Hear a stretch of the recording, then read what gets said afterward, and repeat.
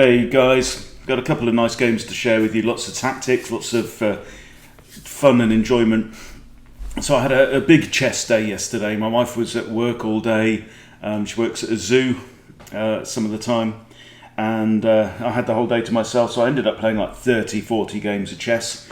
And as usual, when you play a lot, I had a big backslide and slid. I was actually even below 1400 at one point. I managed to bounce back. And then I played, also woke up, found myself waking up in the middle of the night, played a couple of games on the iPad as well, and I felt like I focused really well. I felt like I was looking one little bit deeper than I'd been doing during the day. So here are two games, the two last games that I played before I finally went to sleep. First one, my opponent's rated 1400, and they start with d4.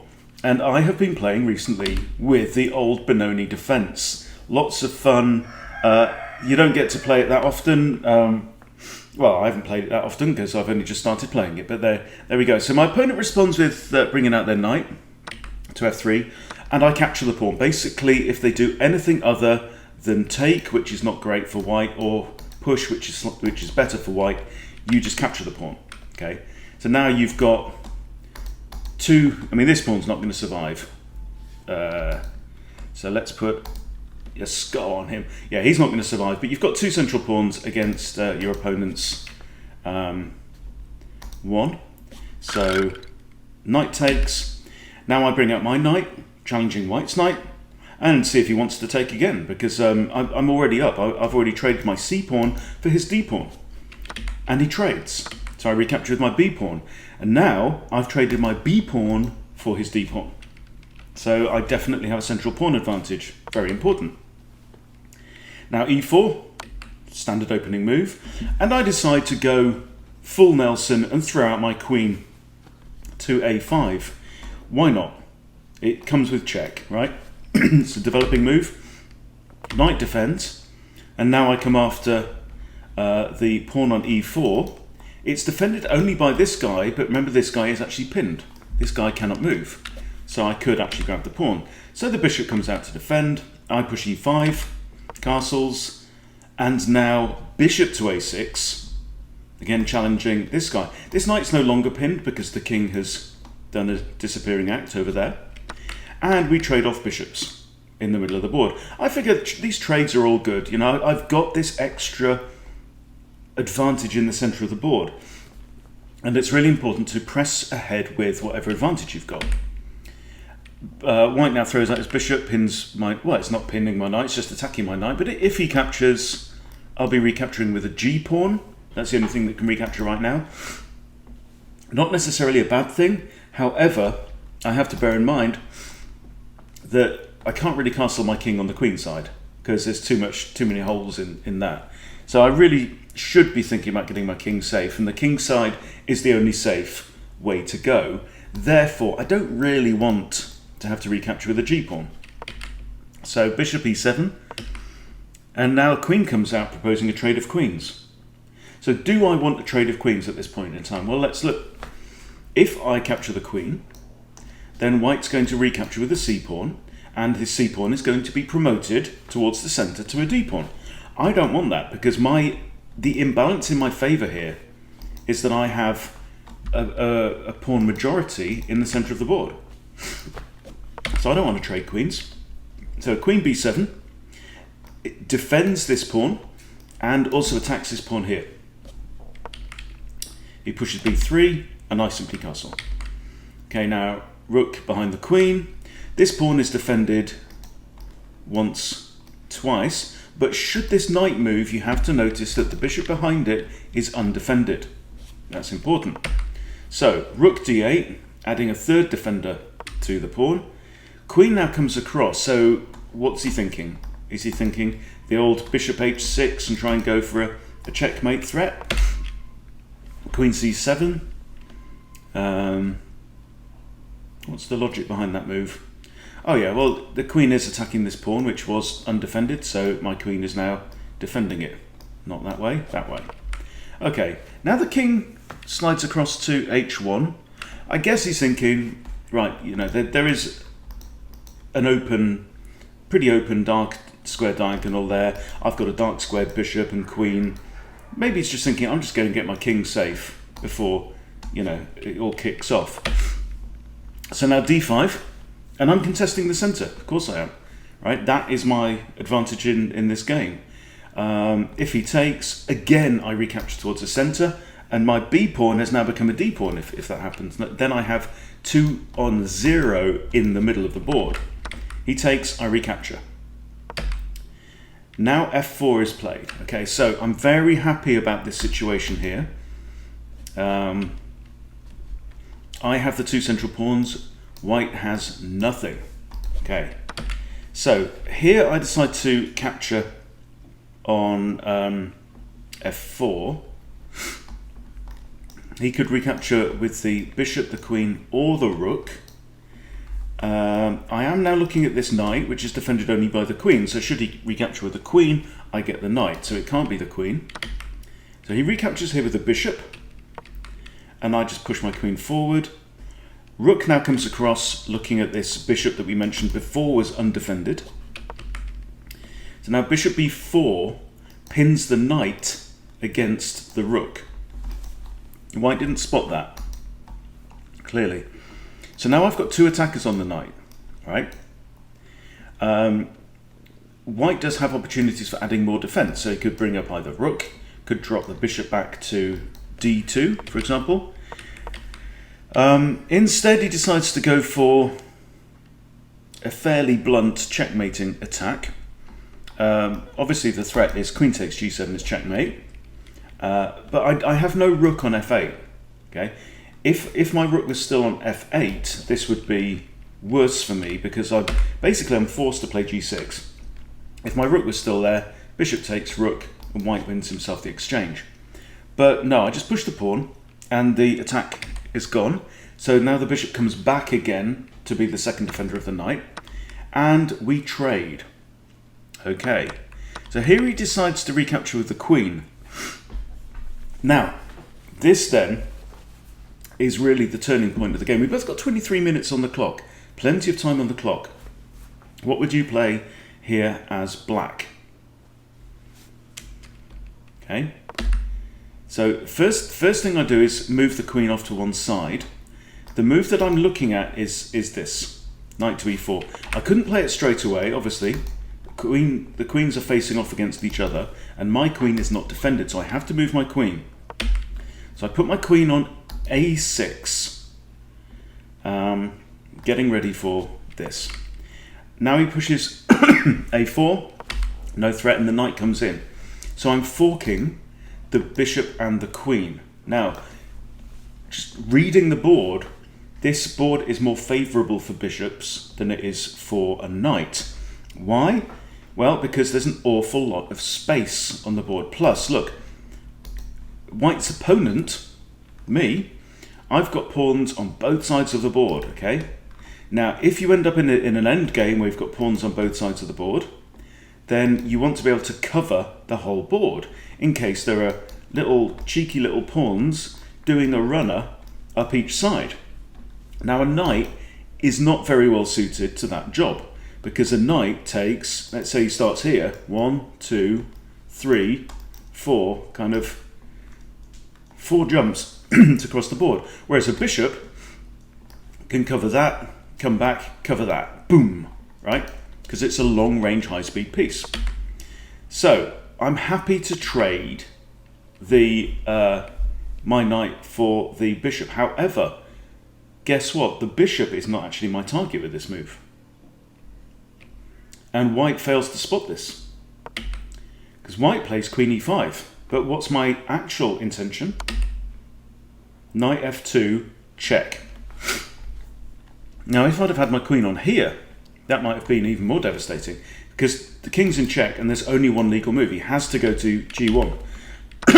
Now I grab the rook, so I'm up the exchange. And now, I think from memory, white doesn't immediately recapture, but instead plays bishop h6. So you can see what white's trying to do. White is trying to throw in queen g7, checkmate, thank you very much, everyone go home, right? However,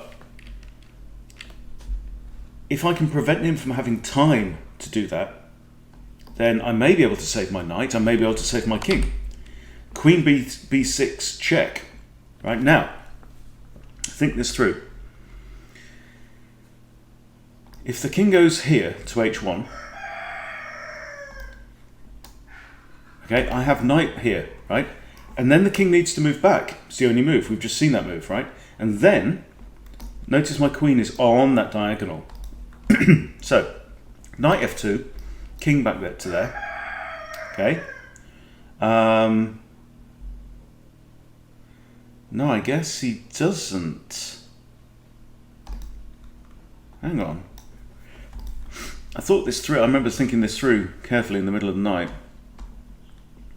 There's only the king can't go here. Maybe the king has to go there.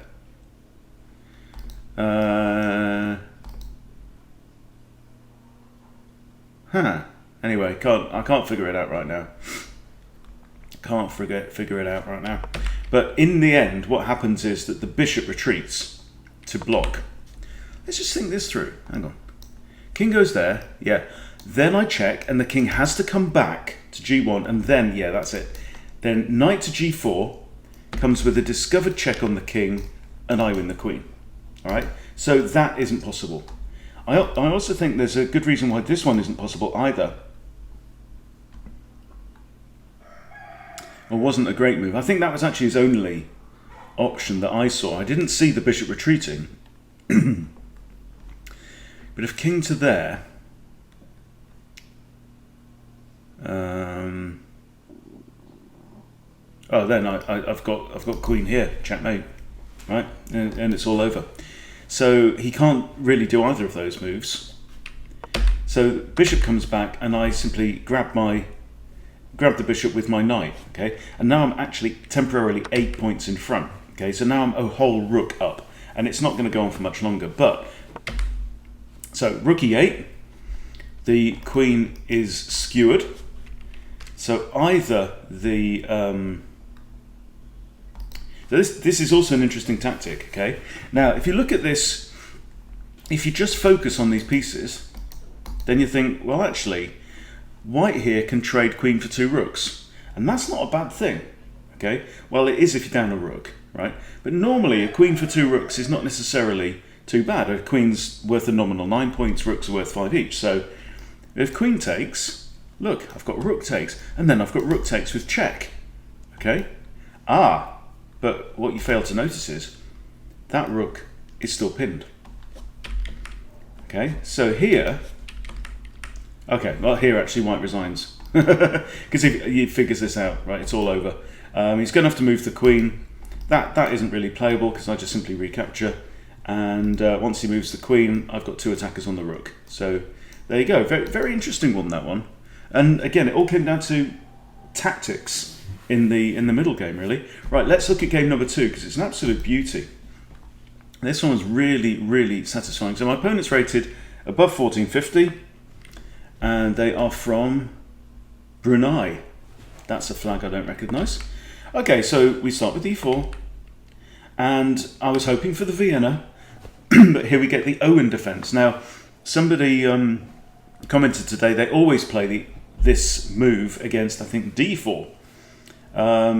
But the Owen defence. Now, if you've watched my Aliens Erased My Opening Theory videos, this is not the most principled way to start a chess game. Okay, white is contesting for the centre straight away. Black, to his credit, is enabling one bishop to get out into the board. Okay, because one of these 4 pawns has to move to enable a bishop to come out. Right, these pawns do nothing to help bishops come out. So worth remembering. So the idea is going to fianchetto a bishop. We might even do the same on the other side and leave those bishops there in their little sniper's nests for later on. So what do? Principal play, we grab the centre. Bishop comes out. Okay, so now bishop is attacking the pawn on e4. The pawn on e4 is not defended. So knight to c3. Whenever you do this, you need to be aware, can this bishop jump straight out and pin me? No. Now he's moved his e-pawn. And now I add a second defender to that pawn in case this guy gets pinned, right? Because that could very, very well happen next. And then the knight is not defending that pawn. and should the bishop come down, knight can't capture. So let's add another defender and do it with development at the same time. No bad thing. Knight to f6, knight to f3. Now the bishop comes out to pin, fair enough. And now I decide to put my queen on e2. So it's a third defender for this pawn. But also I'm maybe lining up ideas of swapsies on here. We'll see. We'll see. Another thing is I might play bishop d2, but we'll see what happens, right? Kick the bishop. Now, so interestingly here, because he's pushed b6, he doesn't have the option to retreat the bishop because b4 traps the bishop there, right? And he can't go there. So he'd be forced to come back to one of these two squares, which isn't great for a bishop, right? Because look at where he's looking on the board. Not the ideal squares, right? Bishops are a bit more effective when they're actually looking towards the opponent's king. So we trade, and I recapture with the b pawn. Now this is a situation I'm quite familiar with.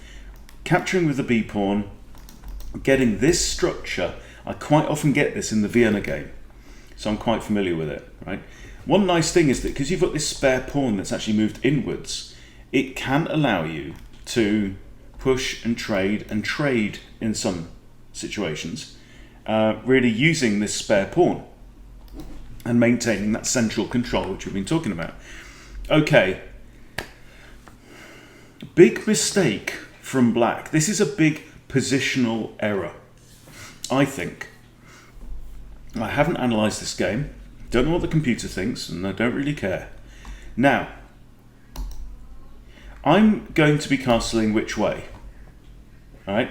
King side. No way I'm putting my king there, right? My king is going in this direction, the rook's going to go there, and then this bishop could be pretty effective. However, with this move, d5, and then I play e5, of course, kicking the knight that's in the defensive kingside position, right? That knight is protecting h7, okay? What's more, block, block, block, block. We have a gridlock in the middle of the board, and suddenly this bishop is sitting on its hands. This bishop is useless. It has one active move in the game later on, which we will see. So its life isn't completely wasted, but for the next 20 odd moves, this bishop is sitting on its hands, really is doing nothing, okay? So here we've created kind of massif central. We've created this kind of lump in this immovable object in the middle of the board. And notice, now I had a good game with Ed a while ago, which I made a video on, where it was all about this thing, and he ended up with all his pieces on the wrong side of that board, of that kind of central divide. Okay, and you have to understand the terrain of the board. So this is like we have a mountain range in the middle of the board. No one can really get through that. Knights struggle to get through these structures. Bishops struggle particularly to get through these structures. Also queens. Okay, now I'm also hitting his knight. So his knight really wants to stay around the king. Okay, but he also wants this knight and his queen and ideally his bishop to join in the defense, because my pieces, look, my bishop's looking that way, this bishop's looking that way. We're only on move 9, and already my pieces, even though the dark square bishop isn't even developed, my pieces are already zeroing in on black's king's position. Whereas black's pieces, boomf, nothing, right? This guy's still in the box, this guy's still in the box, that guy's doing nothing. He's only got a knight and it's under attack. The queen's not moved. So in comes the knight. Infiltration. Okay. Now I just castle. I'm considering this move. Knight to d2, try and swap off the knights. These bishops are awesome. Right? Even this guy's not moved. And this is a key thing. This is why you develop knights before bishops, right? This bishop could play a pivotal role in the game, even though it hasn't even bothered to put its shoes on yet, right? So, anyway, I castle and drop a pawn. I missed this threat, and he's grabbed my b pawn that's now a c pawn. Okay, So, the queen's under attack, queen e3. Knight comes back, knight d2, proposing to trade knights. Does he want to trade knights? No, he doesn't. But I do. Right. And now there's no f-pawn on black's side of the board. Alright, now, we need to get an attack together. So, obviously this bishop's threatened right now. So, bishop e2. I want to keep these bishops on the board as long as I can. Queen comes to e7. Queen now comes across. So, again, classic pattern, exactly the same as we saw in the last game. Big difference is the queen is defending the g7 pawn. However, my bishop can always go there because this pawn is pinned. All right, that's the reality. The pawn is pinned. It cannot capture to either side. It can go forwards. That's fine. But if my bishop's here and it goes forwards, there goes the rook. Okay. And so he develops his knight now, again in front of his bishop, which makes no difference because the bishop was useless anyway. Okay. I push c3 to defend this pawn. Queen now comes across. And now, I think these next couple of moves, one of the most satisfying things I've ever done on a chessboard. What would you play if you were white in this situation? Okay, so the first move that I play is bishop h6. Okay, and now the knight comes back, right? And now a lovely, lovely move. So I thought for 36 seconds about this, and check it out. Bishop h5. So I have a bishop there on prise, well, not really on prise because the attacking piece is actually pinned, and I have a bishop here that is absolutely hanging. However, the queen must defend g7, right? So if the queen should capture the bishop, queen takes g7, checkmate. So the queen can't capture the bishop. But where can the queen go, right? Queen goes here, pawn takes. Queen goes here, bishop takes. Queen goes here, checkmate, right? Queen goes here, pawn takes. Queen goes here, bishop takes. So the queen is actually stuffed. That is one stuffed queen. And hugely, hugely satisfying. I mean, this is what, like one of those moves that you see in videos played by good chess players, right? And I found one, and it is beautiful. So black actually here comes up with a really, really good move, probably the only good move. Check this out. Knight here attacks the queen, defends g7, and also attacks my bishop. Beautiful. So this looks like he's kind of rescued the situation. However, you have to bear in mind, when my bishop captures the queen,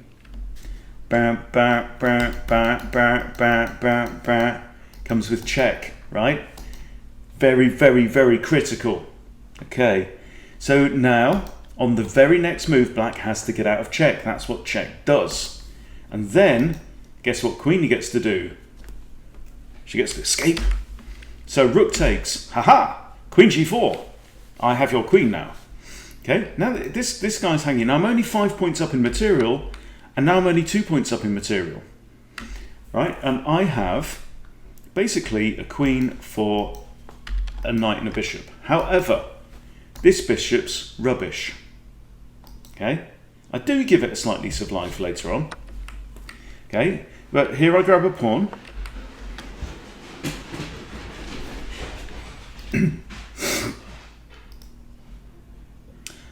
Okay, so now I have rook to f8, kind of doubling down on here. And here I make a mistake. Okay, and can you see why? I play rook a to e1.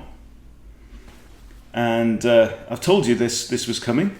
Captain Useless over here suddenly finds himself with meaningful employment. Okay. Now moving this rook over here. My idea was I'm going to lift this rook. I'm going to bring it kind of across here, cause trouble. Okay. If I can get my rook to here, for example, I've got queen takes knight. So I'm thinking about my moves, but I'm not thinking about what my opponent can do. What can my opponent do here?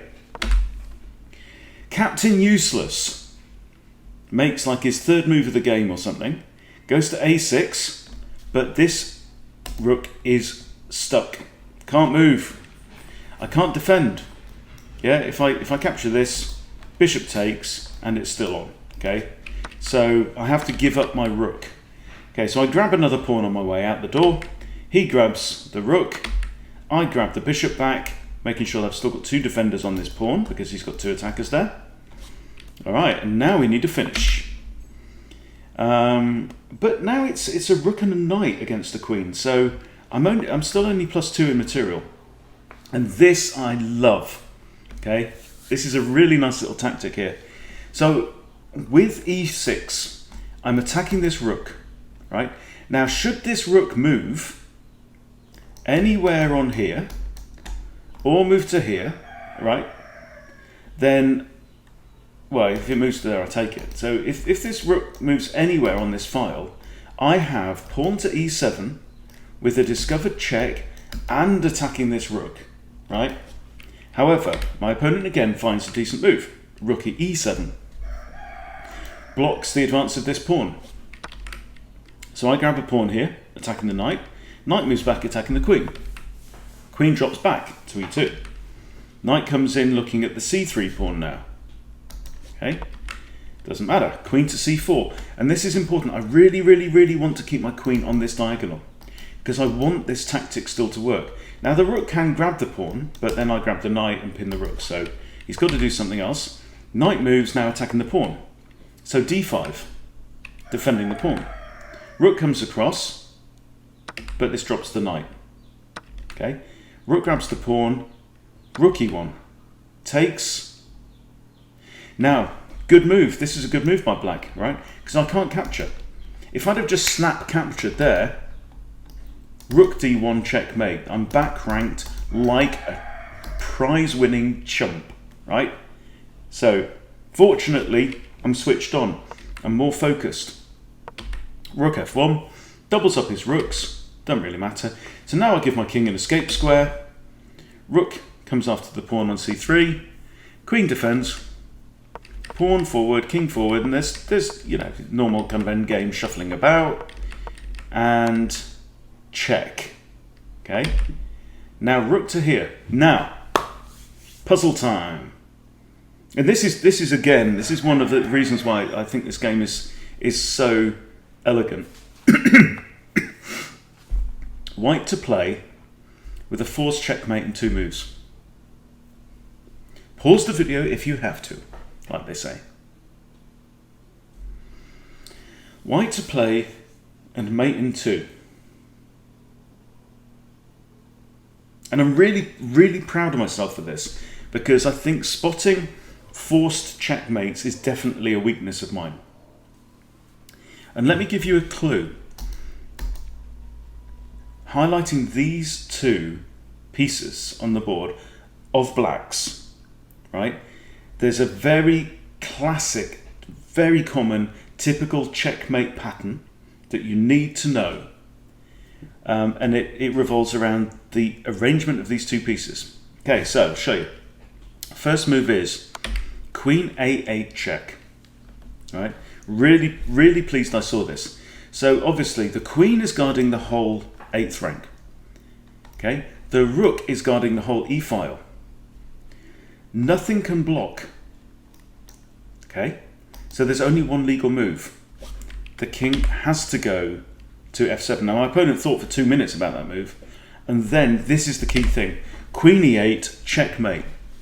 And this is what's called a dovetail mate, right? When you've got the queen here and the king here, but the king has its own pieces in this arrangement, so it's like a dovetail joint, right, in carpentry. So the king can't go here because the queen's guarding it. So the queen, so basically, in terms of the directions where the king can go, right? So look at this. King can move to potentially 8 squares at any point, right? Now, with a king and a queen in this arrangement, there are only 2 squares that the queen isn't looking at, because the queen's looking at all of these. Okay, but those two squares are occupied by black's pieces, so it's checkmate. The king has no legal moves, and he's under attack, and that's it. So really, really satisfying game. I felt that even after kind of going on a big slide during the day, but I didn't mind because, you know, look, it's a game, guys. It's a game. Don't get hot under the collar about your rating points going up and down. It'll go up and down. And you know what? When it goes down, you'll get easier games. When it goes up, you'll get more challenging games. Don't worry about it. Happens to everybody. Okay? So, yeah, I was enjoying playing chess yesterday. But in the night, for some reason, I don't know if it's because I was on the tablet rather than on the computer. Who knows? But yeah, I really, really found myself able to focus and just go that little bit deeper as well. But lots of fun. Thought I'd share those two games with you. Hope you've enjoyed it. Thanks for watching. Please subscribe to Chess Bootcamp if you haven't subscribed, and I'll see you soon.